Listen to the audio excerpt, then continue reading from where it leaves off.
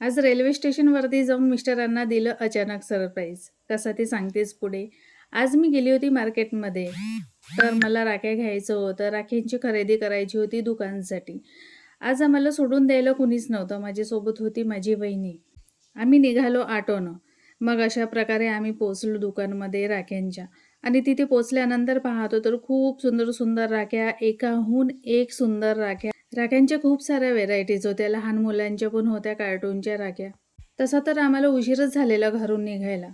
पण केलो आम्ही खरेदी. खूप सारी राख्यांची खरेदी केलो आणि निघालो आम्ही. मिस्टर येणार होते माझे. तसे तर रोज ते आपले आपणच येतात. पण आज त्यांना घ्यायला जायचं होतं. मी गेलेली त्यांना माहीत नव्हतं. मी जाऊन उभी होती तिथे आणि गाडी पण आली.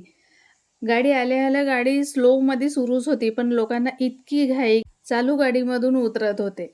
मग गाडी थांबली आणि माझे मिस्टर उतरले आणि मला समोर पाहून ते चक्कच झाले. एकदम सरप्राईज.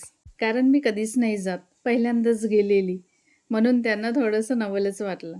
आणि अशा छोट्या-छोट्या गोष्टींमध्येच खूप आनंद मिळतो. असा होता माझा आजचा दिवस.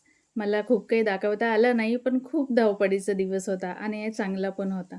आम्हाला जरा उशीरच झालेला होता. घरी मुलं पण वाट बघत होती. मग आता आम्हाला बाहेरून काही सामान खरेदी करायचं होतं. मग खरेदी वगैरे केली आणि निघालो घरी.